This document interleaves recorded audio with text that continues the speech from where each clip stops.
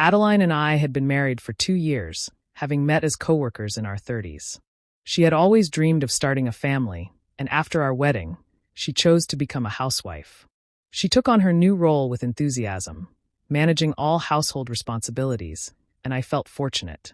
I shared her desire for children, but as time passed, we had made no progress in that direction.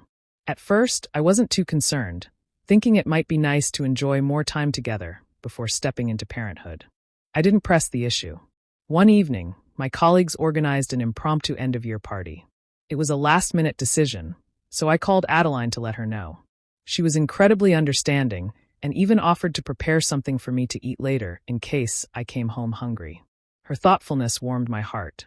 After the party, I walked home from the train station, lost in thought. That's when I saw something that shattered me. Across the street, I spotted Adeline walking with a man I didn't recognize. They were holding hands, laughing, and looked far too comfortable together. My heart sank. I quickly ducked behind a bus stop, trying to process what I had just seen. Looking back, I realized there had been signs. Her sudden interest in my schedule, the frequent time spent on her phone. When I had asked, she dismissed it as playing games, but now everything clicked. Doubt held me back from confronting her immediately. What if I was mistaken? What if I had jumped to conclusions? I decided to wait for more evidence. A few days later, my opportunity came. Adeline left her phone on the living room table while taking a bath. The unease gnawed at me. I knew it was wrong, but I couldn't ignore the feeling that something was amiss. I unlocked her phone and scrolled through her messages. What I found shattered me. She hadn't even bothered to delete anything. The messages between her and her lover were explicit, filled with intimacy. There were countless selfies of them together, smiling and happy. The final blow came when I discovered their plans for a 1-year anniversary trip, a spa getaway scheduled for the following week. My entire marriage suddenly felt like a lie.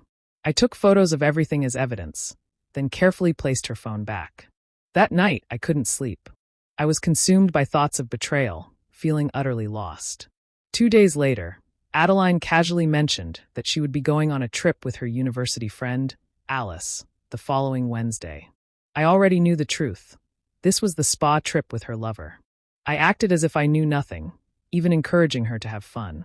But inside, anger boiled within me. I was furious at her betrayal and equally frustrated with myself for not seeing it sooner. That day, I made a decision.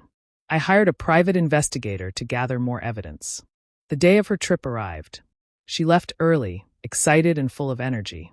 I had secretly taken the day off work, planning to distract myself with video games. A few hours later, she messaged me, saying she had arrived safely and was happy to see Alice again. Her words made me sick.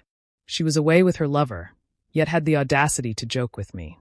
I kept my composure, replying lightly and even requesting souvenirs. The next morning, she messaged again. "Good morning. Are you eating properly? I can't seem to use my credit card. Wonder what's going on. Could you transfer me some money?" That was the moment I knew it was time to confront her. I had blocked her card. I replied, "You can't use your card because I blocked it. I won't send you money. Ask the person you're with." Confusion and anger filled her reply. "What are you saying? I told you I'm with Alice.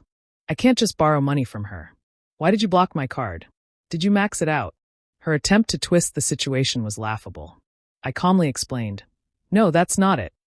Her frustration grew. "Why are you acting so weird? Have you gone crazy?"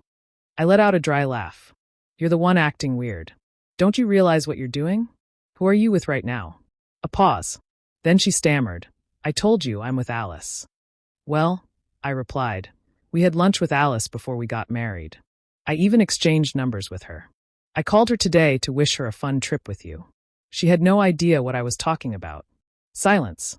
Then she muttered, "I'm sorry. I should have told you. I came here alone. I didn't want you to worry, so I lied about Alice." Her apology was empty. I was done. "I figured it all out on my own," I said, my voice resolute. Without waiting for a response, I hung up, grabbed the suitcase I had packed earlier, and walked out of our home. That evening, I met with the private investigator. He handed me a file with all the evidence he had gathered. I thanked him, paid him, and left, feeling a strange mix of relief and dread. Not long after, Adeline called me in a panic. "Owen, where are you? I got home, and your stuff is gone. What's with these divorce papers on the table?" I remained calm. I've moved out. I've already rented a new place. Please sign the divorce papers and send them to my parents' house. I won't be seeing you anymore. Her confusion turned to anger. She accused me of divorcing her without discussion, threatening legal action. Then, desperation crept into her voice. Do you think I wouldn't find out about your affair? I chuckled bitterly. I saw what you left in the envelope, she added. Paper rustled on the other end. That's just an old business partner, she insisted. He helped me at work. I couldn't say no when he invited me to dinner. How did you even get these photos? Have you been stalking me? Her lies were pathetic. Stop lying, Adeline, I said firmly. I wonder now if anything you ever told me was true. I saw you two together. That made me check your phone. I know you've been seeing him for over a year. I hired a private investigator. I also spoke to your parents. They apologized to me for what you've done. You should apologize to them too. Disbelief laced her words. You spoke to my parents? Why didn't you talk to me first? I didn't think you were capable of something like this, I replied. You're right, we should get divorced. If you're happier with him, I hope you find what you're looking for. Weeks passed as I settled into my new, quieter life. But Adeline wasn't done. She called again, furious. Owen, because of you, his wife found out everything. She took the kids and left him. His family knows too. I felt a twisted sense of satisfaction. Now that his wife knows, maybe you two can finally be together, I said. Her voice softened, almost pleading. I wanted that, but now he's telling me he can't get a divorce. He doesn't want to see me anymore. Why did this have to happen? Her selfishness was astounding. He chose his family over you, I replied. His wife's family is wealthy after all. She tried to change the subject. Owen, I've said some hurtful things, but I miss you. Why don't we give it another try? I saw right through her. I have no interest in going back, I said. Please sign the divorce papers. My lawyer will handle everything. Silence. I ended the call.